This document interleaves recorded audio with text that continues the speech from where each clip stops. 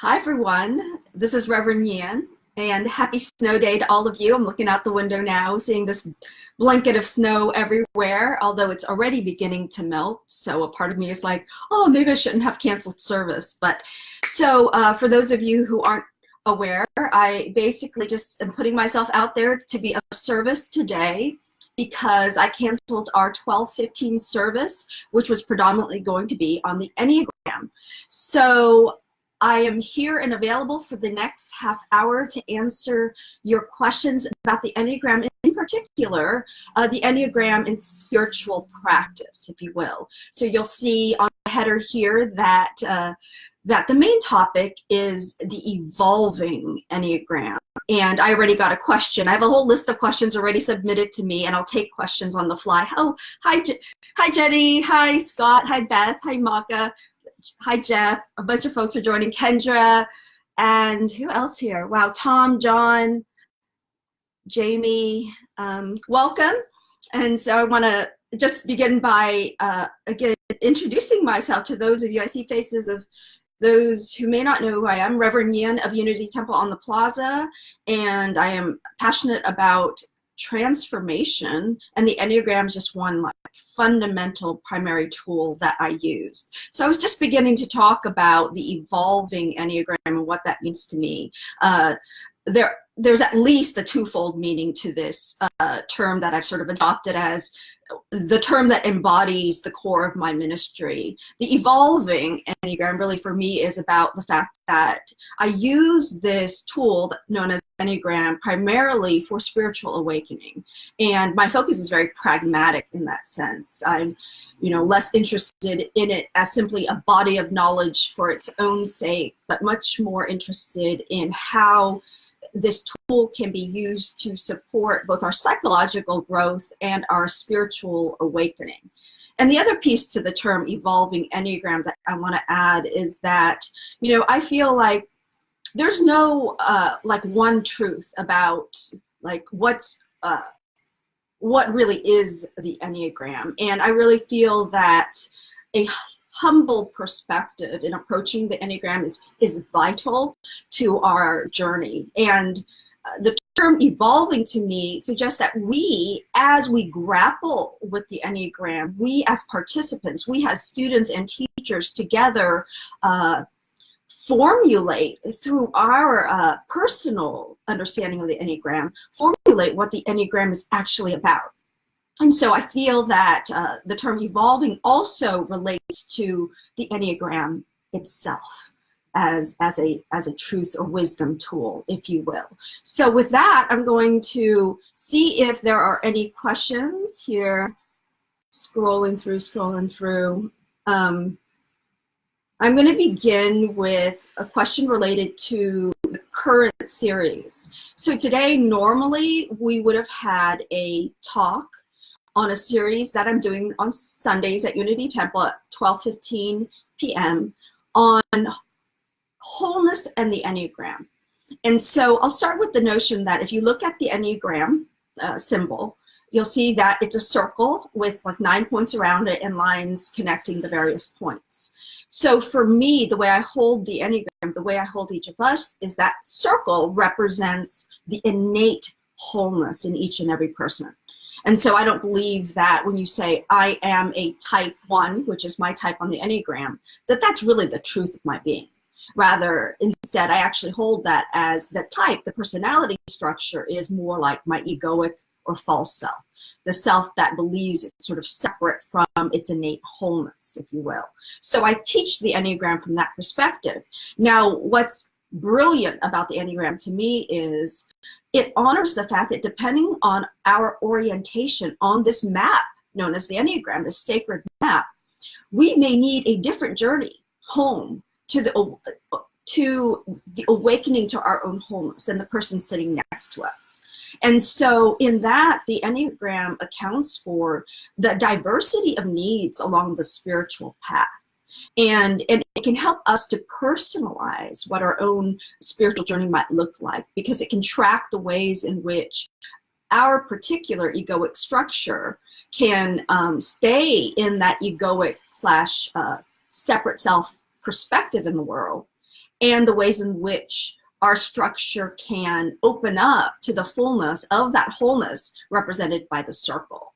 And so the goal in integration isn't so much, not being your type, like my type at point 1, but really having access to all the qualities of consciousness that are embodied by the entire circle of the Enneagram. And so such that I'm not compulsively acting out from my little point on the Enneagram, but instead I can open up to tapping into qualities of the different types, depending on which feels the most skillful and appropriate in that moment. And most of us get trapped into one habituated way of feeling and thinking, which is known as our particular type or point in the Enneagram. So this series that I'm doing, Wholeness in the Enneagram, focuses on what's known as the soul child. And I do have a question that was submitted on, like, what does that actually mean? My study and understanding of the soul child, I want to attribute to Sandra Maitre and A.H. Almas in particular. They wrote, Almas wrote Facets of Unity, and Sandra Maitre wrote Spiritual Dimensions of the Enneagram. I highly recommend either of those books. Sandra Maitre in particular, I feel, makes this material a little bit more accessible. And the idea behind the soul child is that if you look at the Enneagram, you'll see that your point, or each point on the Enneagram has 2 different lines, right? So one of them has historically been called the line of integration, and the other's been called the line of disintegration. I'll use my number as an example. My number, type 1, is connected to point 4 as well as point 7. Historically, point 7 has been known as the direction of integration for my particular egoic structure. Now, modern Enneagram teachers are exploring the fact that it's not that simple. It's not that, like, when I integrate and become more whole, I become more like type 7, and when I disintegrate or I'm under stress, that I become type 4, and that's necessarily a bad thing. Instead, there's a little more complexity around your movement along those lines. I want to start with that.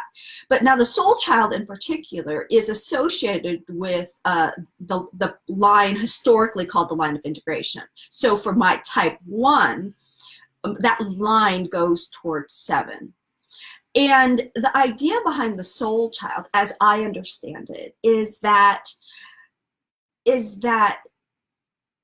when we're young, there are aspects of our own wholeness, our consciousness, that we learn for whatever reason aren't okay to have. And so we shut that down. As a type 1, I believed that what was vital was that I be ultra responsible and that I be good. And so all those things meant that the qualities that are sort of is basic to the type 7, which are like spontaneity and play, got shoved down to the point where I didn't even see play or spontaneity as a value. Like, I didn't even look to it as something that I wanted. And I would generally hold in disdain for what I thought overly playful or irresponsible. And, if they were childlike, I would historically attribute to them qualities of being childish. And only later in life, learning the Enneagram and understanding that the 7, the type 7, actually embodies these qualities of my soul child. This precious part of me that got shut down because I thought that it was not okay, got repressed and became unconscious. So I wasn't even aware of my own need or desire for joy, for play, for pleasure seeking. And because of that, what happens is, for each of us, the qualities of the soul child never grow up. And so when we first visit and own the qualities of the soul child point, like again, in my case, 7, what happens is those qualities emerge in their most infantile state. So they emerge in an unskillful way. So in the beginning, if I'm going to be owning and embracing that soul child at point 7, chances are I'm going to be particularly unskilled at it, and that child is going to feel very infantile and inappropriate. So I might go to one extreme of having to, sort of pull back from all my responsibilities and and simply just want to play, like have a lot of snow days, you know, instead of going to work, that kind of thing. And so the way that I teach this process is that if you look at each of your respective soul childs and those qualities, and you're willing to journey through the discomfort of really sucking at embracing those qualities, I mean, doing it to an extreme, then you start to make those qualities more conscious. You start to develop a more mature sort of perspective on that. And also, you know, when those qualities are repressed, they show up unconsciously and unskillfully. They leak, and in ways that can be damaging to our lives. And so by consciously being willing to visit the qualities of our soul child, we're able to create a sort of transparency toward them in a way that dissolves the sort of unconscious force of those things in our lives, how they can show up suddenly, unexpectedly, in ways that don't serve us. And so this is one way in which we can use the Enneagram to live from a more conscious and more whole place. You know, ideally, you know, I start to soften into other people having a desire to be non-committed and to play more, and that I can warm up to that piece of that in my own being. So that was actually some of what I talked about in last Sunday's talk, as we talked about the soul child of the one. Today's talk was going to be on the soul child of the type 7, and we will actually do that talk next Sunday at 12:15 at Unity Temple. So you can come join us or hop on YouTube, and we'll have that up on YouTube a few days after the Sunday lesson. So if you're interested in looking at some of the qualities that that you've sort of submerged in your consciousness, so that you can more consciously live from a place of your own wholeness in a way that enables you to experience like more fullness in your life, then please join us for that. So that's my little blurb on the soul child, maybe not so little. Hi Carolyn, hi Robin, hi Bobby, Ken, hey Billy. Okay, good morning.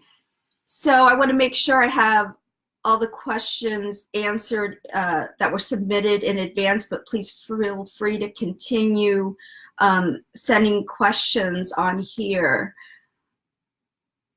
Okay, we often have questions about my CPE groups, and I think this is important to talk about because, you know, I've seen a lot of Enneagram material online where I feel like, you know, there are a lot of fun memes about different types, and I personally very much enjoy these memes. You know, they talk about how like each number deals with Thanksgiving dinner with the family, for instance, and it's humorous.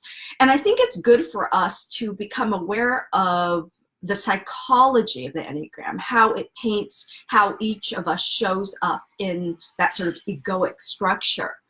But for me, as I mentioned at the beginning of this Facebook Live video, if I'm only focused on that, I feel like I get merely stuck in the compulsions of my personality type in a way where it could be fun, it could be illuminating. I can do a little bit of growth around understanding what my type is, but I feel that for myself, merely understanding this on a psychological level never really served to transform or transmute some of the limiting behaviors that I seem to continually repeat in my life. Like as a type 1, one of those would be simply, you know, believing that I'm alone and that I have to do everything by myself, and feeling that sense of burden of like having the whole world on my shoulders, like that I would routinely, no matter what happened, no matter how much love was in my life, no matter how much support was, historically, if I'm only focused on, oh, look, the ones are all about excellence and perfection, and I'm focused on heralding that, then I simply get stuck in my type. So I developed what are known as CPE groups in order for us to have practice groups that involve spiritual practice. which enables us to actually free ourselves more from the compulsions of our type. And CPE stands for Contemplative Practices and the Enneagram. So CP and the Enneagram. And in these groups, what we do is, well, as a prerequisite, you need to know or have an idea what your type is before joining the group. And most people who are involved in these groups are fairly Enneagram literate. That's the term I would use. And within the group, we'll have check-ins, and sometimes the check-ins are tailored around type. Like, how do you see the way that your personality type showed up during this week? Or, how did it repeat itself during this week? So it increases self-awareness around your habituated patterns. Then we do 20 minutes of centering prayer practice. And centering prayer really deserves its own Facebook Live video. Maybe I will do one about that. But the short version is that for me, centering prayer is a practice of surrendering to silence, stillness, and inner solitude. So we might be in a group, but this place of being within ourselves. And from a more unity perspective, I might say what we're surrendering to is spirit or God. And you can also look at it like it's an act of 20 minutes of saying, hey, you know what? My personality, my brain, my inclinations say that this, and that are all more important than sitting here in this moment. So the idea, though, is that by countering that, by being willing to say, well, my mind has been telling me that these things are the things that I need to do in order to be happy. But if I really look at the fact that my egoic mind hasn't really served to make me happy, maybe for just 20 minutes, I'd be willing to continually surrender my thoughts, surrender what feelings come up. So in this centering prayer practice, what we do is, as thoughts arise, it's in a way a leap of faith, an act of faith to say, I release you. No, that's not what I need to be doing in this moment. And then I use a sacred word that I've chosen in order to simply ground me back into sort of the space of nothingness, emptiness, ideally. So we're not focusing on the sacred word. Instead, we're using the sacred word in order to sort of anchor ourselves back and then release that into a state of surrender as much as we possibly can. And it's definitely a practice. So in the beginning, some of our CPE students were like, oh my goodness, 10 minutes in the silence, this is crazy. And some of those folks now do regularly 2 20-minute sits a day, which is what is recommended. And it's also recommended that you do it for at least like 6 months before you decide that centering prayer is not for you. So the beauty of this is that we find that, I'll go back to Einstein's famous quote, that no problem can be solved at the same level of reality that created it, right? And so it's this idea that, here we are trying to figure out our lives at the level of consciousness of our current consciousness, which created problems in our lives in the first place. And for me, the act of centering prayer is the act of surrendering to a wisdom greater than my own, surrendering to a love that is infinite and vast, unconditional, surrendering to a ground of being that is more solid than any amount of financial security or attempted efforts at relationship security can ever give me. And if I continue that practice, then something over time begins to budge. And somehow my ego's particular schemes for getting what I think I need in the world, they start to not have so much power over me. They start to not be so compulsive.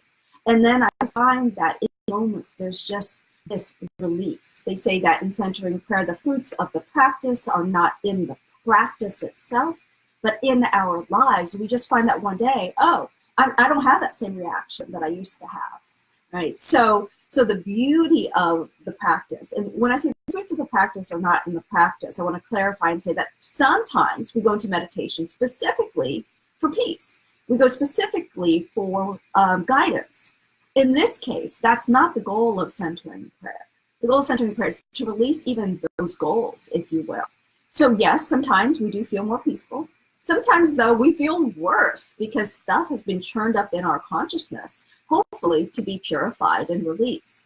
But that's an important thing to note, because sometimes we can get trapped, when we go into centering prayer and we're like, ooh, we see lights, or we hear angels, or we get guidance. And the idea, if we want to practice this in the purest sense of it, is to release even that, to trust that process so deeply that even what you think is, oh, this must be God speaking to them now, so let's pay attention. To let go of even that is a profound act of faith that I have seen produce tremendous fruits in the folks in our CPE groups at Unity Temple. And the other question I got here earlier is regarding the annual International Enneagram Association Global Conference, which I am deeply excited and honored that I will be getting to present at this July, and I'll put a little link later to that, or if someone else could do that for me, that would be great. And the beauty of that is my topic, Waking Up in Community, is really about the CPE groups that we are hosting at Unity Temple on the Plaza. And the idea behind that is to bring this Enneagram teaching into a living practice, an ongoing community. There are folks in CPEs that say, yes, the power of it is in understanding our psychological structure, our egoic structure, because that's the surface of our lives, and we need to first know, like, how are we showing up? To first know and own it. But then the second piece that people find foundationally transformative is the spiritual piece of surrendering to this power that is greater than ourselves. But then the third piece that was kind of unexpected was the beauty of having this be done in community. And that in community, in a safe, sacred holding space, if you will, where you can share about your struggles with your own type and have those struggles be presenced. So in our groups, I don't, the guidelines in our group are no crosstalk, no interruptions, however enthusiastic you might get about someone's share, no unsolicited feedback, and these guidelines, confidentiality, all these guidelines we have found over time, after doing this for about 2 years, serve to do something almost magical or mystical, which is somehow by sharing your truth in a place that holds it, that doesn't try to interfere with what someone else thinks they know that you should be doing, that something transforms in the moment for people. And so the witnessing and presencing of what you're struggling through as you transform somehow is this third piece within the CPE groups that for me is just, again, mystical. Like, it's so beyond any individual within the group. A kind of a magical sense of love happens, and you see healing happen even in the moment. So it's different from where you go to class, you learn something, and you might apply it and fix your life later. Here in these groups, you have this present moment experience of illumination, of insight that is beyond intellect. And so I'm really excited to be able to share that with the world and enable and empower other people to lead these groups. Because from my point of view, it's never about my facilitation of the group.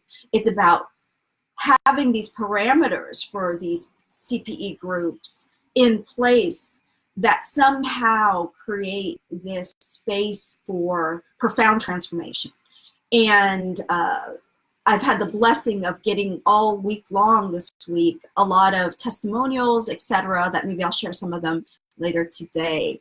So did I miss any questions? A bunch of folks, Kristen, Marcy, hi Marcy, Ken have joined, Letitia. Do you guys have any additional questions, especially those of you who might be newer, who aren't in our CPE groups already? Yes, I see yay, 0.7, I get it, Billy. All right. Thanks for the love. So I've talked about soul child. I've talked about how the integration points are not so. So if you just came in, I'll record this and put it on my YouTube channel later. You can revisit that. I've talked about contemplative practices and the Enneagram, and I want to give a shout out to Christopher Heuertz, because his book, The Sacred Enneagram, can you see that? The Sacred Enneagram by Christopher Heuertz is life-changing and a core textbook that I use for my CPE group. So if you are wanting a deeper approach to the Enneagram that, again, kind of helps us to use it not just as a parlor game thing where what's your type, you know, but really about using awareness of type for true spiritual healing and transformation, that book is foundational for what I do in our CPE groups. And Spiritual Dimensions of the Enneagram by Sandra Maitri is also a great book. So let's see. I think I missed the question earlier, so I'll scroll back up. But if I missed your question, could you please repeat it? Oh, okay. So I want to share something that's kind of been illuminating for me, because the more I sit and meditate on the Enneagram, it's almost like the image itself has become something that almost like is working its way in my dream life. And, you know, I had historically talked about the Enneagram as, okay, here's the 1 at point 1, and it moves toward 7 or it moves toward 4, you know, in terms of, it's not that it actually leaves its point, it's more about it can kind of embrace or welcome some of the characteristics of those points. But I want to make a distinction between lateral movement and vertical movement. And so if you take the Enneagram system and you almost like, if you look at the lines and you just take one point and imagine that the lines all like stay connected like on a string, then I feel like what is needed isn't so much movement across the plane of the Enneagram, but this path of journeying toward wholeness is a kind of vertical movement that happens when we start to integrate our soul child, when we look at the ways in which our type, this is the way I teach the Enneagram, that each of our personality constructs was developed as a compensatory method for your type, your personhood, having lost sight of one face of wholeness. And those faces are represented by the holy ideas in the Enneagram. And I did a series in November and December of last year that's freely available to all on YouTube that talks about that. So you can imagine, as a type 1, I lost sight of the face of holy perfection. And it's not that it's not there, that there isn't this inherent perfection to the universe, but my type in particular was disconnected from that. So it makes sense that the type 1 is going to look around and go, well, you know, I'm not, like, the type 1 is historically known as, you know, very critical, always focus on like what's missing and what's wrong with the situation. But the basic idea is that deeply embedded in the personality system of the 1 is the idea that I don't have a direct experience of that holy perfection. And by focusing on what's wrong, I could actually fix it and make the world a better place and make it whole and render it whole. And so if you look at it that way, you could have so much more compassion for the way that your type, very rationally, based on a false belief, a false premise, tries to recreate what it thinks it's missing, but really has merely to go within to feel back into the knowing of the holy idea of holy perfection. You know, likewise, a type 6 has lost sight of like holy faith and holy strength, that there's like this trustworthy ground of being in our lives and world. And having lost sight of that, of course, the type 6 very rationally is going to be focused on trying to obtain outer security, you know, and depending on the subtype, which we can talk about in a sec, can focus on trying to obtain that security through financial security, through things, or through relationships or alliances with groups, or through their intimate partnership. But each way is a misguided search to obtain in the outer world that which we can only come to know truly within our inner world, if you will, through consciousness. And so each of these practices, I'll go back to Chris's book, each of these practices is custom tailored based on the way that each type unskillfully or in ignorance, not to make it bad, looks out into the world to try to build, amass, or create that which it believes it lost but didn't actually really.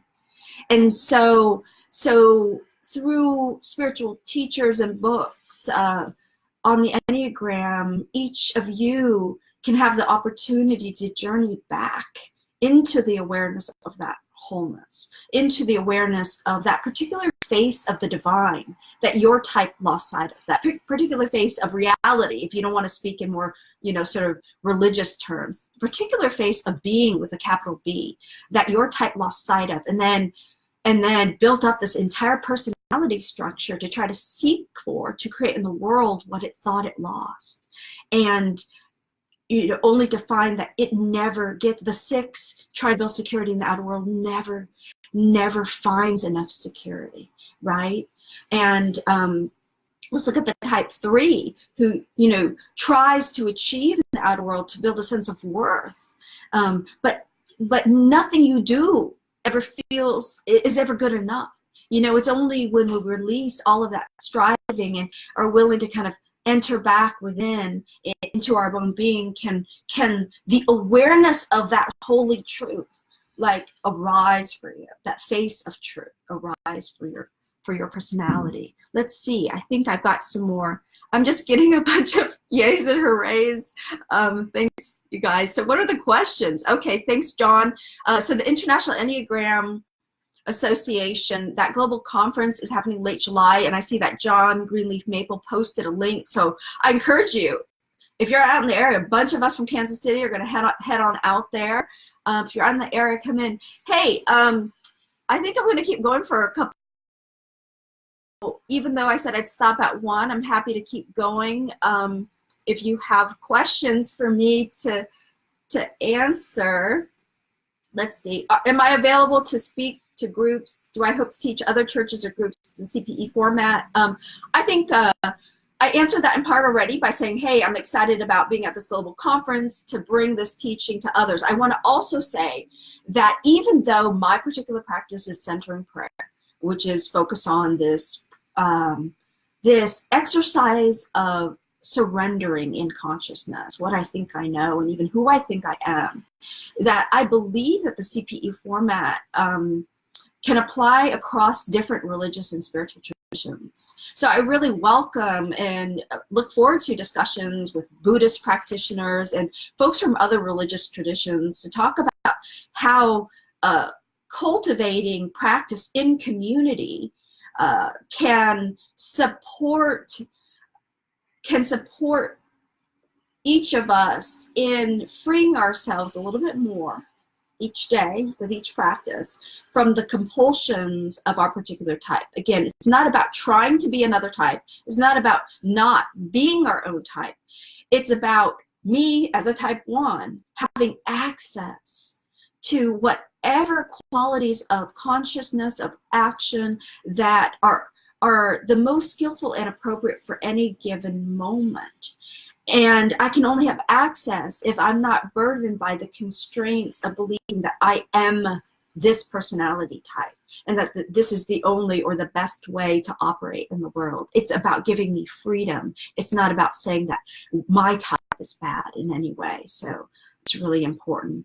And when I do spiritual, another question is, Gravity Center for Contemplative Activism in Omaha, shout out to all of you, doing amazing work. These are folks who have done great work as activists, humanitarian work in the world, and are really, who have come to recognize the importance of coming from a place of wholeness and groundedness, even as we are of service in the world.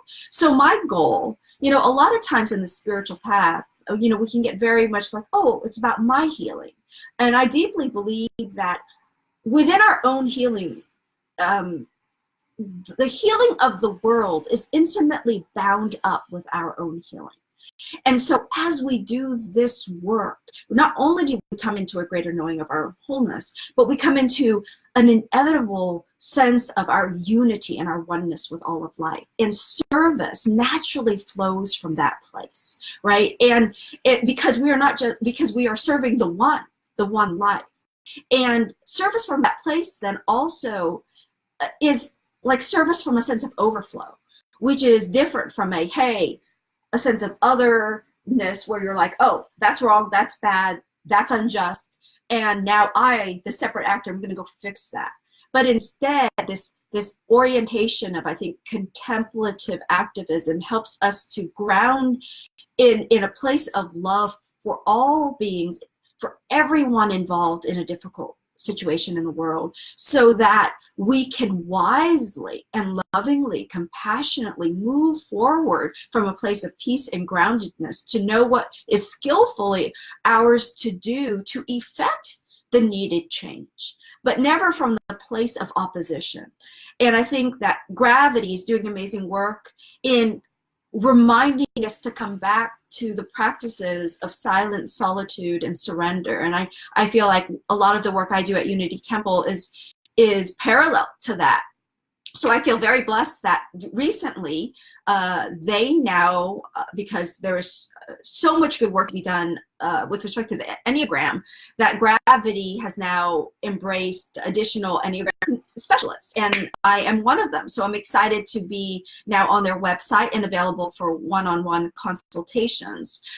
And again, the value of this is to be able to customize your spiritual journey, to really understand that you may not need the same framework that the person next to you needs. That if you are a 2, 3, 4 on the Enneagram, the types that are historically, whose identity is most historically bound up with being mirrored, right, to how others perceive them, their image and how others perceive them, that type more than others finds uncomfortable but needs the most to practice inner solitude, to get away from others, to not have that mirror, so you can know who you are outside of how someone else is mirroring you back to you, so that maybe there's a wisdom and a truth in you that could tell you who you really are. And so if you know you're 2, 3, or 4, we as Enneagram consultants and spiritual tutors can support you in finding exactly, usually the most uncomfortable path of growth that will help you to dissolve that pattern of being in the world that you've probably been living your entire life, and wondering why, I'm trying so hard and I'm working so hard, but I can't find that peace and that well-being no matter how hard I work. And for me, using the Enneagram about tracing those patterns and then in a way doing what's counter to those patterns in our spiritual practice in order to release the sense of compulsion, if you will, that those patterns include. So any other questions? What are the prerequisites to enter CPE? Hi, Jim. Thanks for your question. Really, I would like for each person to have had a sincere inquiry into what their Enneagram type is. And I say that because we've had folks, initially I said my prerequisite is that you know your type. Well, there are folks in CPE who, after a period of time of working with us, discovered that they're not the type that they thought they were. And so for me, there's that, and also the commitment to showing up. So much of the stuff that happens in this day and age to me is like the quick fix approach of like, I'm going to go to this workshop and I'm going to be transformed. And for me, the people who show up consistently every week to engage this practice in community, who show up not just for themselves but for others, who are willing to really take an earnest look at themselves. Like, to me, those are the people that I feel are ready for CPE, and who can engage in community in a way that is mutually supportive. So it's an earnest desire to know your type and to free yourself of the compulsions of your type are the main prerequisites. Yeah. And also, when I do one-on-one tutoring with folks, I can help people to discern if that path is appropriate for you. Again, I'm familiar with some other Eastern practices also, and may discern that some of those may feel more aligned with what you need in your journey. And I might make a referral to the Temple Buddhist Center at Unity Temple on the Plaza, because that might be a better approach for you based on the languaging that seems to fit your own heart and mind.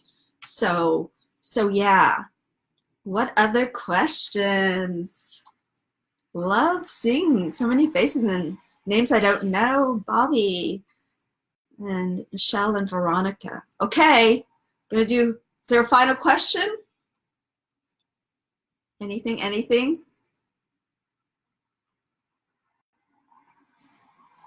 Okay, there's a new comment here. Okay, Lewis Hughes has joined. Okay, hey, I just remembered that, like, surrender. Another question that had come on here is surrender. Now, a lot of you have been very interested lately in Michael Singer's work. The Surrender Experiment, he wrote The Untethered Soul, was on Oprah, and now just issued about a year ago a video on his teachings on surrender on Sounds True. And a group of us in CPE have been journeying through this. David Hawkins also has a book called Letting Go.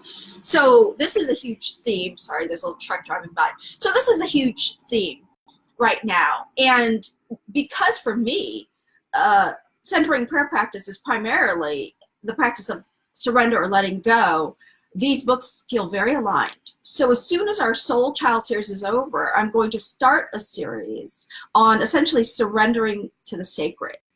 And the reason I bring this up in the Enneagram context is through these practice groups, these CPE groups, I've really witnessed this, the importance of understanding that a term like surrender gets interpreted so differently depending on your Enneagram type.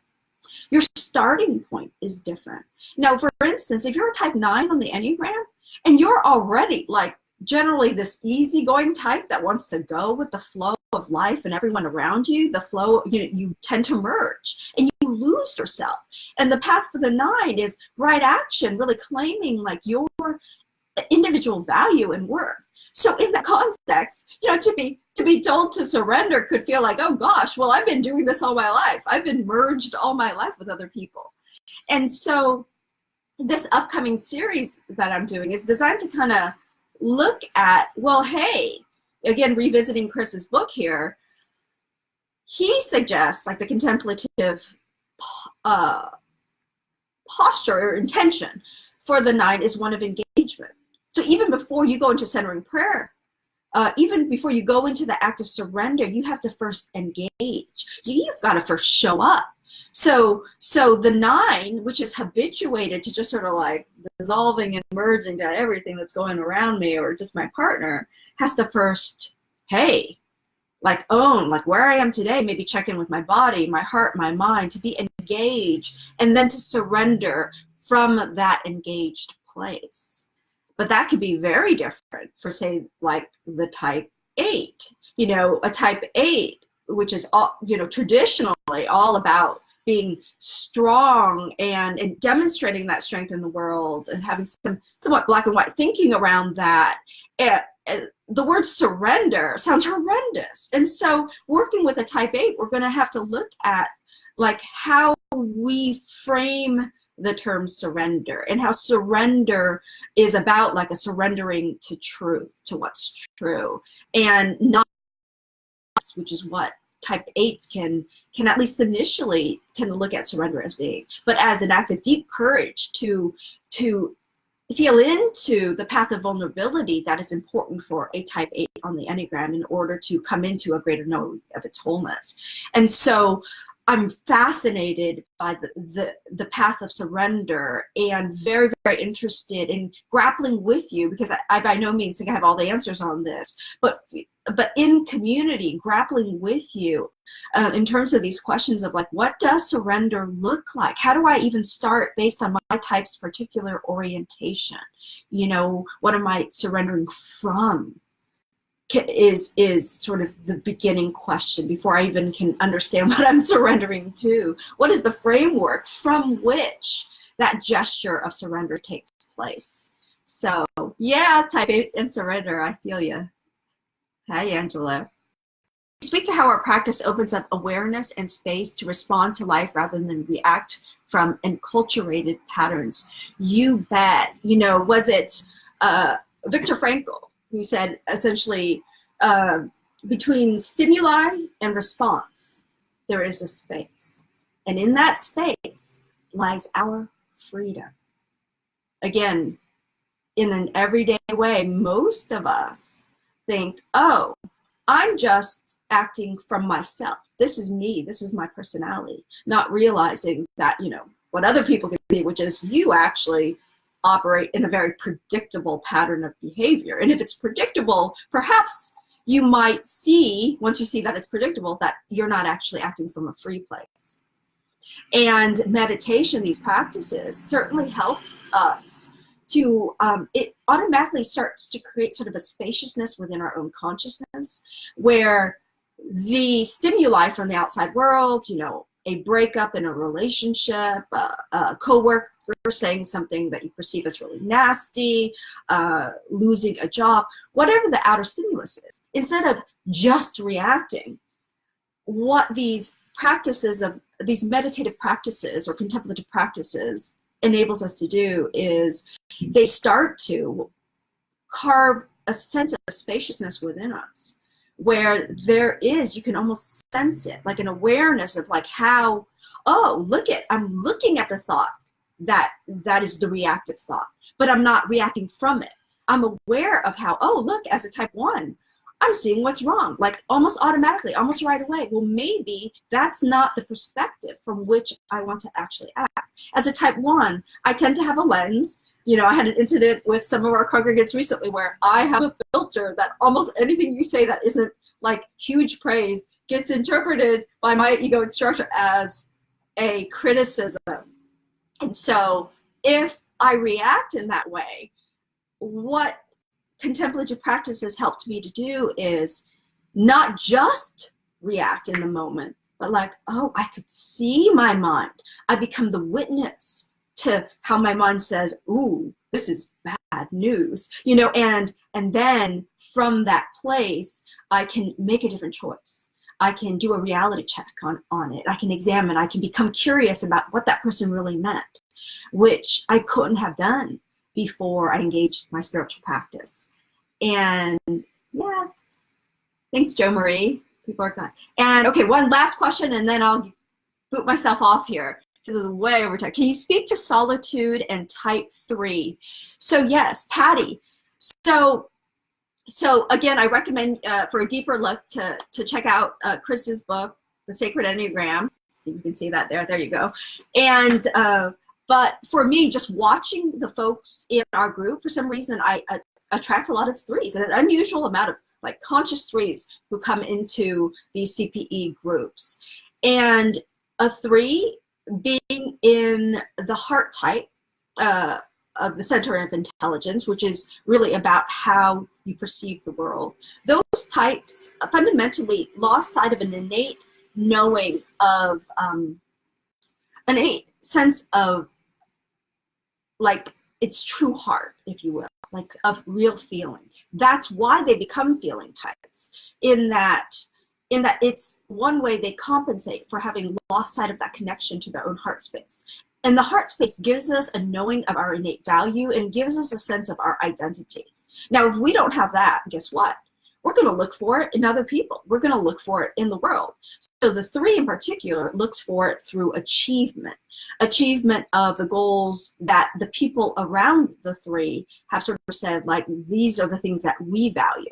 And so the 3, again, is other oriented in that way. So the accomplishments, the 3 feels confident and feels successful, but there's this way in which it's about them deciding what was good for me. And so practices of solitude, like going on your own retreat, right, where you're not getting feedback from other people that you're okay or what you're doing was good. Going on a silent, solitary retreat would be a really valuable exercise. And for some folks, doing an all-day retreat is like really, really scary. But it's possible that, depending on where you are, if you are with people all day long and getting feedback all day long and looking at your Facebook, seeing how many likes you get all day long, then maybe just have thoughts and then not express them so that someone else can give you feedback on them. I mean, resist that, like, if only for that time, so that you can listen to yourself. And again, taking baby steps like that, and maybe doing that once a week until you can build up to a time where maybe you can take like a whole weekend by yourself. And now I want to say silence, solitude, and stillness. Those practices are practices I would recommend for everyone, but it's more about saying that for a particular type, that that entry point into contemplative practice, that we might want to emphasize it for your type. Solitude for your type if you're a 2, 3, or 4. If you're an 8, 9, 1, it would be stillness because of your tendency to take action in the world. And if it's 5, 6, 7, the orientation is silence, not outer silence necessarily, but inner silence, that practice. So I hope that answered your question about the type 3. And I guess that's all for now, way over time. I hope you enjoyed this snow day adventure through the Enneagram. I will post links, I don't have them available right now, to my YouTube channel. And I'm getting ready to launch a website called evolvingenneagram.com. And it's not up yet. This is like brand new, so you're the first to hear about it. But I'm super excited, and I'll create all sorts of Facebook groups and Instagram pages in order to support you on this very specific path of spiritual evolution through this Enneagram. So the Enneagram doesn't just become this little mind game that we do, but really is a tool for transformation. Blessings. See ya. Bye.